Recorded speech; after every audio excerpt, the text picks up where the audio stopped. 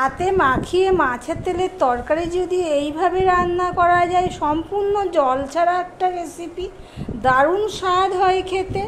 তোমরা যদি না বানিয়ে খেয়ে থাকো, প্লিজ ভিডিওটি দেখার জন্য অনুরোধ করছি, আর ভিডিওটি দেখে বানিয়ে খাওয়ারও অনুরোধ করছি, এতটাই স্বাদ হয়। তাহলে চলো আমি কিভাবে বানালাম মাছের তেলের তরকারিটা, প্লিজ দেখার অনুরোধ করছি স্কিপ না করে। নমস্কার বন্ধুরা, আপনারা দেখছেন cooking house of Anima. Title আর থাম্বনেল দেখে তোমরা বুঝেই গেছো কি রান্না করব। হ্যাঁ, আজকে আমি মাছের তেলের তরকারি করব, সাথে একটু মাছের ডিমও আছে, কিন্তু আমি এগুলো ভাজবো না, পুরো মাখিয়ে মুখিয়েই করব। তার জন্য দেখো একটা কড়াই বসিয়ে দিয়েছি। কড়াইটা গরম হতে থাক, ততক্ষণ তোমাদের আমি দেখিয়ে দিচ্ছি কি কি আমি নিয়ে নিয়েছি আলু কেটে, বেগুন কেটে, যতটা আলু নিয়েছি তার অর্ধেক আমি বেগুন নিয়ে নিয়েছি, একটা বড় সাইজের রসুন নিয়ে নিয়েছি, 5-6টা কাঁচা লঙ্কা কুচি করে নিয়েছি, অনেকটাই পেঁয়াজ নিয়েছি, বড় সাইজের 2টো পেঁয়াজ। এবারে আমি এগুলো দিয়ে দেব, সবটাই দিয়ে দেব। ভিডিওটি স্কিপ করো না, তাহলে বুঝতে পারবে না আমি কিভাবে করছি, কি কি দিচ্ছি। প্লিজ বন্ধুরা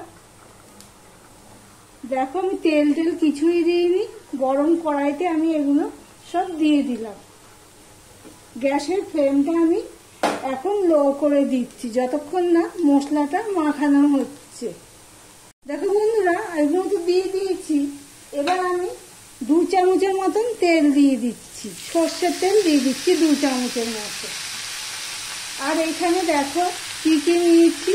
এখানে নুন নিয়েছি, লঙ্কার গুঁড়ো 1/2 চামচেরও 1/2 চামচ লঙ্কার গুঁড়ো নিয়েছি, 1/2 চামচ হলুদের গুঁড়ো নিয়েছি, 1 চামচ জিরের গুঁড়ো, 1 চামচ ধনের গুঁড়ো, সেগুলো সব আমি দিয়ে দিলাম।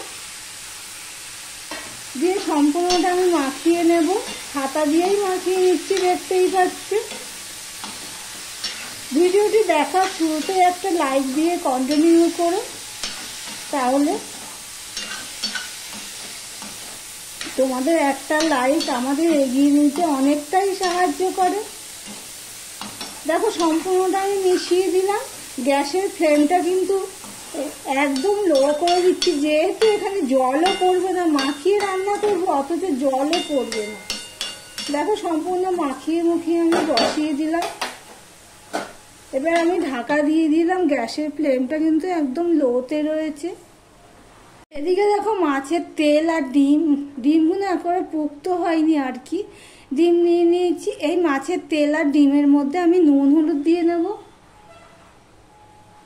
দেখো আমি এখানে হলুদ দিয়ে দিলাম আর দিয়ে দিলাম নুন।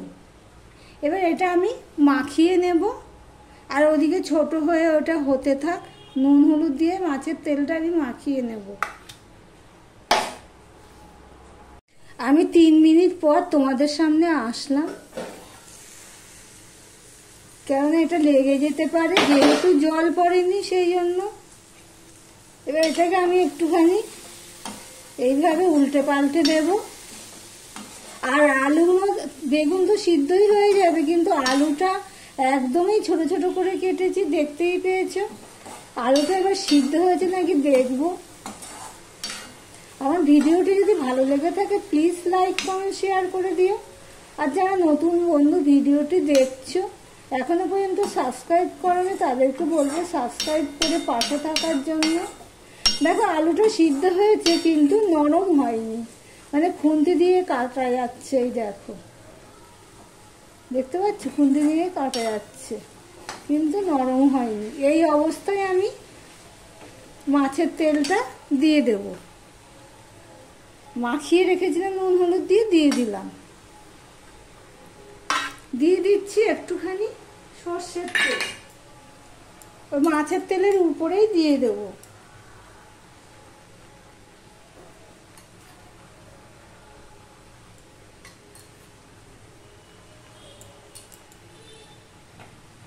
মাছের তেলের উপরেই দিয়ে দিলাম। দেখো ঠিক এইভাবে করে দিলাম। মাছের তেল আছে, আর ডিমটা দেখো একদম কচি ডিম। এবার আমি তরকারিটা দিয়ে এইভাবে ঢাকা দিয়ে দেবো। এর মধ্যে আরও একটা জিনিস পড়বে, দেখতে থাকো। এখানে দেখো আমি একটা টমেটো কুচি করে নিয়েছি, সেই টমেটোটা আমি দিয়ে দিলাম।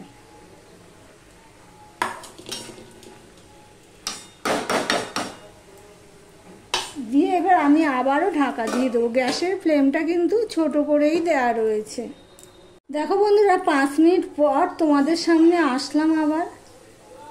গ্যাসের ফ্লেমটা কিন্তু লোতেই ছিল, আর 5 মিনিট পর যে আসলাম মাঝে এসে আমি তরকারিটা একটুখানি নেড়ে দিয়েছিলাম, এইভাবে উপর নিচ করে দিয়েছিলাম, না হলে তরকারিটা লেগে যাবে তলা, যেহেতু জল পড়বে না। দেখো বন্ধুরা কি সুন্দর তেল তেল লাগছে। এটা আরও হবে, আমি একটু নেড়ে দিলাম, কেননা মাছের তেলটা কিন্তু এখনও সিদ্ধ হয়নি, যেহেতু ছোট করে দেওয়া রয়েছে। এই মাছের তেল থেকে এমনি তো তেল দিয়েছি, আর মাছের তেল থেকে তেল বেরিয়ে দেখো তরকারিটা ভেজা ভেজা হয়ে গেছে। এতেই সব কিছু ভালো মতন সিদ্ধ হয়ে যাবে, সিদ্ধ হয়েও গেছে। আর তোমরা ঝালটা যার যার পছন্দ অনুযায়ী দেবে, যদি ঝালটা কম লাগে একটু কাঁচা লঙ্কা কুচিয়ে দেবে। আমি আমাদের স্বাদ অনুযায়ী ঝাল দিয়েছি। আমার ছেলের বাবা তো খুব একটা ঝাল খেতে পারে না। সম্পূর্ণটা তেলের সাথে মাছের ডিমের সাথে সম্পূর্ণটা দেখো আমি তোমাদের সাথে কথা বলতে বলতে মিশিয়ে দিলাম। আমার ভিডিওটি যদি ভালো লেগে থাকে প্লিজ লাইক কমেন্ট শেয়ার করে দিও। আর নতুন বন্ধু যারা তারা সাবস্ক্রাইব করে পাশে থেকো, পাশে বেলটা বাজিয়ে ক্লিক করে দেবে, তাহলে নোটিফিকেশন চলে যাবে সবার আগে। এবার আমি আবারও ঢাকা দিয়ে দেবো, কেননা মাছের তেলটা ভালো করে সব তরকারির সাথে মিশিয়ে দিলে স্বাদটা ভালো হবে। এতটাই স্বাদ হয়, যারা না খেয়ে থাকো না করে থাকো প্লিজ একবার বানিয়ে খাওয়ার অনুরোধ রইল। তাহলে আমি আবারও ঢাকা দিয়ে দিলাম। এই রান্নাটা যেহেতু জল পড়বে না, সেই জন্য একদম ছোট করে দিয়েই করতে হবে। আমি সিম করে দিয়েই করছি। দেখো বন্ধুরা প্রায় 3 মিনিট পর তোমাদের সামনে আসলাম। দেখো তরকারিটা আমি নুনটা কম হয়েছে, তাই জন্য আমি সামান্য একটু নুন দিয়ে দেব।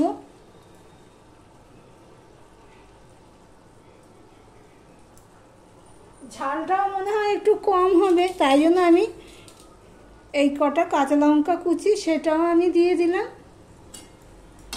দিয়ে সম্পূর্ণটা আমি মিশিয়ে দিলাম।